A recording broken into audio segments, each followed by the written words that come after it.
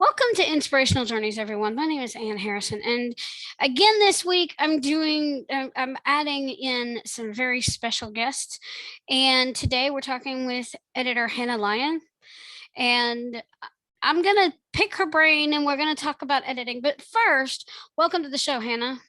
Hi, thank you. I'm so happy to be here, Anne.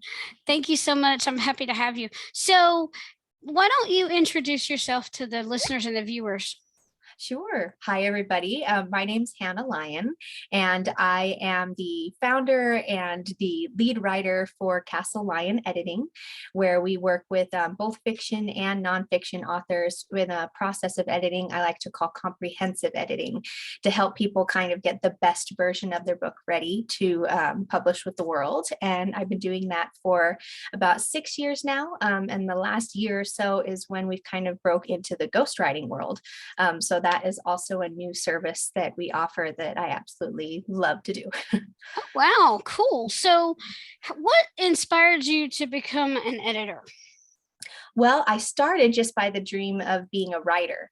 Ever since I was little, I fell in love with storytelling through words, through movies, through music. Every avenue you could take where you could find a good story, right, that connects to your heart, that relates to you, that helps you better in life. So when I learned how to write, I had some good and bad experiences with different editors. And I kind of wanted to learn the magic behind the scenes, right? Of how you could actually take a book and polish it into something that becomes a legacy, something an author is proud of, that they always move forward with. And that's when I learned how much of an important piece of the bookmaking process an editor is. Wow, that is amazing. So, and this is where the picking your brain comes in. What kind of training did you undertake as an editor, or did you just learn by experience? I started with a lot of really fun advanced classes in high school.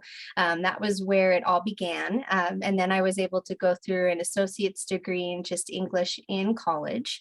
And from then on, I actually connected a lot with the local writing community and started working underneath other editors, other best-selling authors, people who had been in the community for a long time, and kind of found what I realized was a natural gift and self-taught and studied under some local editors here to be able to get where I am today.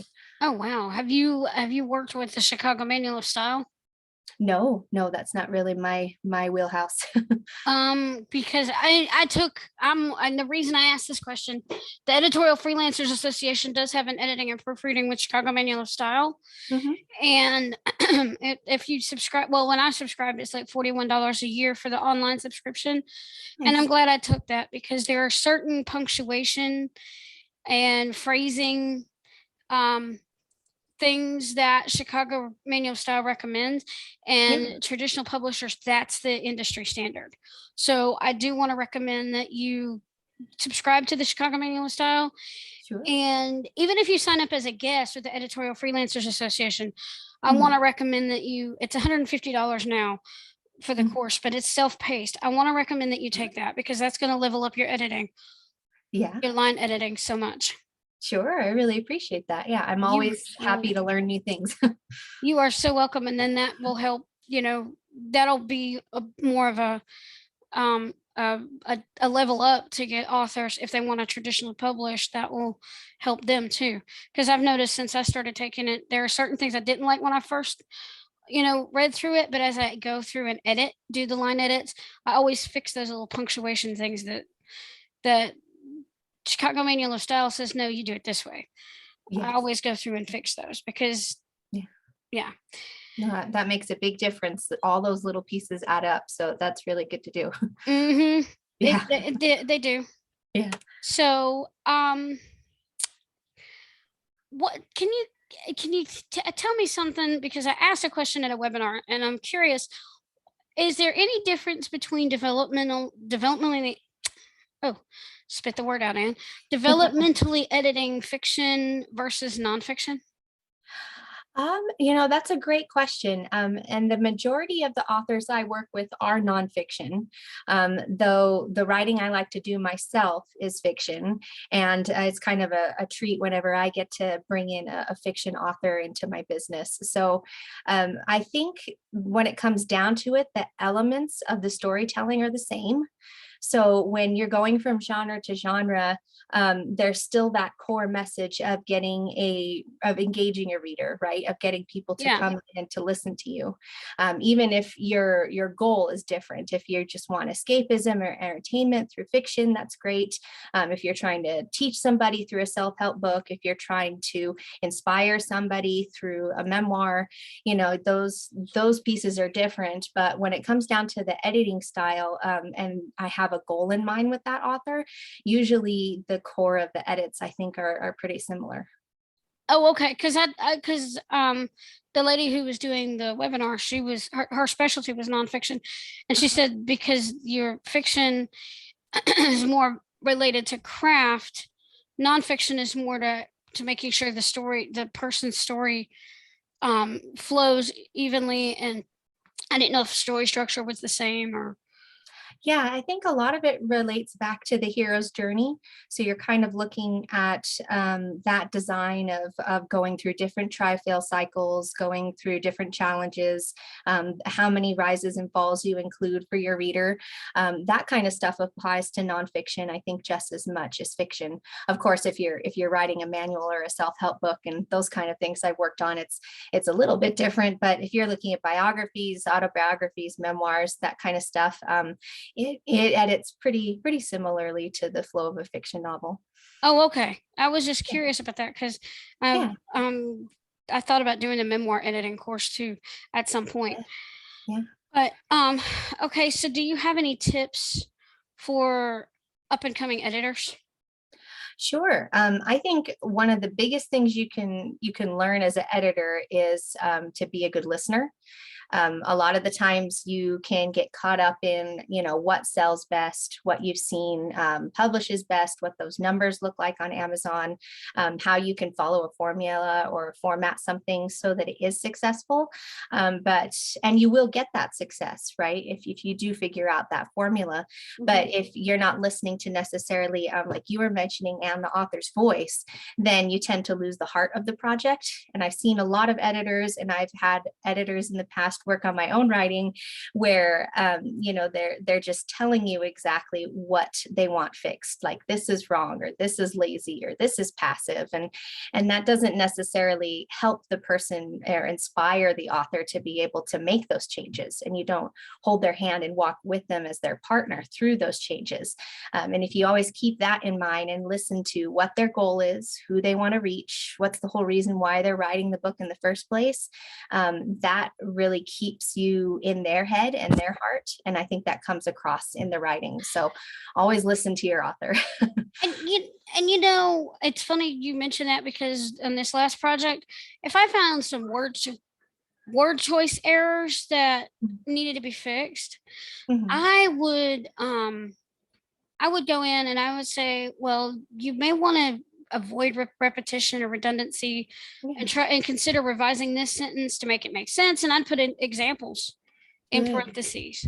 Yes. I didn't Yeah, know it's if that's always something good. you did or in the comments or.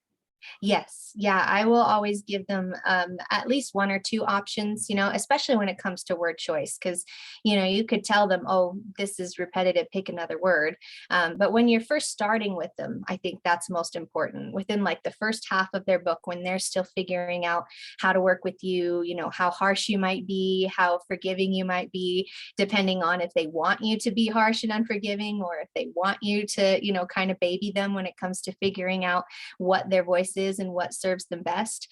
So if you definitely give them a couple options with word choice, sometimes I'll put them in the comments, like you were saying, in the side comments of their manuscript, or sometimes I'll suggest them as edits within the sentence themselves, Oh, so okay. they can kind of read it through and say, oh, I could use this word, or oh, that's not really my voice, I don't want that. And it gives them an idea of getting their brain going to pick what they would say, right? Oh, okay. That makes a lot of sense. And I've seen some inconsistencies and I'm like, You Different might want to style. look at this and make sure it's consistent. Yes, exactly. Yep. Yeah. Because okay, so um let's talk about your ghostwriting. What kind of ghostwriting services do you offer? Right now, I have only worked on memoirs as far as ghostwriting is concerned. Wow. So people who have really incredible life stories, who've been through a lot. And the people I like to work with when it comes to those kind of books are, yes, people who have suffered, who've come out of unique circumstances, but it's mostly about how they've overcome those challenges. Because I do see a lot of people writing memoirs where they can end up being more sob stories than anything else, or Mm. it's just kind of like a cheap shock factor of the things that they've been through.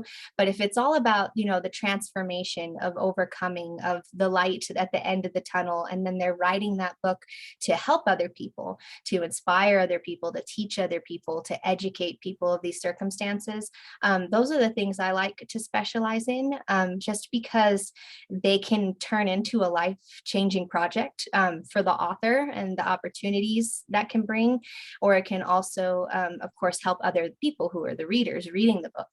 And those are the things I've been able to get a really good handle on, as far as what sells, what the structure is, how to word those kind of things.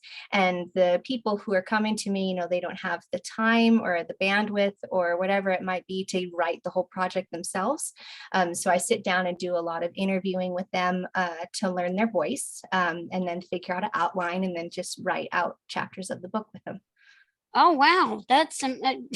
you're the second person I've talked to who does that. But Nice. that's amazing thing that you can take, because some people don't write, but they want to Mhm. get their story out. So you can take their, like with interviews and Yeah. things like that, you can take what their story and turn it into something they can then publish. Yes. Yeah. A lot of the time they're speakers as well. Now that you mention it, they're people who speak out loud really well, or they have a motivational speaking career, they have a coaching Mhm. career, those kind of things. But just writing and the style of writing and learning how to do that, they'd rather work with someone who could get it done for them. And you say you also write. So what kind of book? What kind of? I know you write fiction, but what genre? Or Fantasy. oh, Yes, I have a fantasy trilogy. So yes, and it's in the process of being looked at by a particular literary agent friend of mine in New York. Hopefully this fall we'll be able to move forward with it. But I have two of the three books completed, and whenever I have spare time, that's my guilty pleasure, is I get to sit down and world build and create magic systems and fun stuff like that. oh, I'm doing children's. I'm got a poetry book out, but I'm also working on children's fantasy. And yeah, you're Oh, right. You fun. have to have the time. You have to, you know, with all the stuff that we have to do, we have to kind of set aside some time to do that. So, but I love fantasy too. I like mystery and fantasy, but I don't know about writing mystery, but I have one, but I had to set it aside. But that is so cool. Let me know when that comes out, because I'd love to have you back on the show to talk about it. Sure. Yeah. Hopefully So, sometime next year it'll be oh, on the. that'll be good. Yeah. So, um, so do you have any tips for authors looking for an editor? Yes, I would say, first and foremost, don't wait too long to go to editing, because there's always the excuse of, well, I want to look through it one more time. I want to try and fix this, or I'm not quite happy with this, or it's just not something that I'm ready for. I don't want somebody taking my baby I've worked so hard on and just taking a hammer to it and tearing it apart, right? Because that's kind of a stereotype that you can Mm-hmm. see in the editing world, is it's a mechanical cold process of somebody who is just ripping apart what you've just poured your heart and soul out onto the paper with. So I always like to say, once you complete your first draft, start to finish, that is a really good time to start looking for an editor, because it stops you from ruminating over it and just spinning your wheels and being stuck in place, and actually handing it to somebody that you would be able to trust, who then reviews it and walks through those kind of polishing processes with you, so that you have a professional on your side. You have somebody who knows where you want to take the book. And then you're not just stuck looking at a first draft or writing out 3 more drafts. And then, you don't get anywhere because there's so many people who want to write these books, but they just get stuck on their computers, right? And we want those out into the world to help people. So that's why I say don't sit on it too long. If you're looking for an editor, take that leap of faith. Do your research, find somebody that resonates with you, and just take that moment of trust and see what they can do with the book. Because ultimately, if they're a good editor, they want you to succeed. Okay. Thank you. That helps me out as an author too. So, where can people find you online? CastleLionEditing.com is perfect for me. You can also find me on Facebook. I have a Castle Lion Editing Facebook page. You can also find just Hannah Lyon, just my name on there as well. And those kind of things coincide as far as social media is concerned. I share across personal and professional platforms just to let people see, anything and everything about me, because I love being honest and transparent, because, the authors you're working with are being pretty honest and transparent on their pages of what they're writing. So I do the same thing. And I currently have a couple of spots left for the back half of 2022. I fill up rather quickly just because I only work with a certain amount of authors per quarter. And I want to make sure that they have a lot of time from me devoted to them. So, and of course, I talk to everybody just to get to know them for free. There's no charge, just to get me on the phone and tell me all about your book. So that's always an option. Okie doke. So, any last words of wisdom you want to leave the listeners and viewers with before we close out? Sure. If nothing else, no matter what genre you're writing, your words have power. And the story that you have to share is unique, and it's important, because even if you think it's been done before, nobody has said it like you can. And I have had mentors and some incredible authors and editors tell that to me, and it's made a huge difference for me. Just knowing that there's power in your message and having the courage to write it down and share it with the world is one of the most beautiful things you can do for yourself. So I don't care what genre you're writing.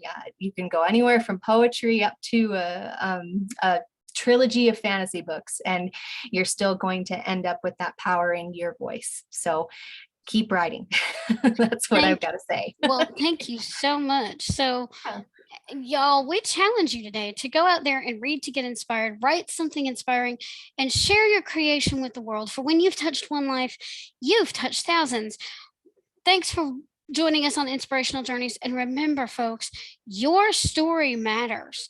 Have a blessed day, everyone.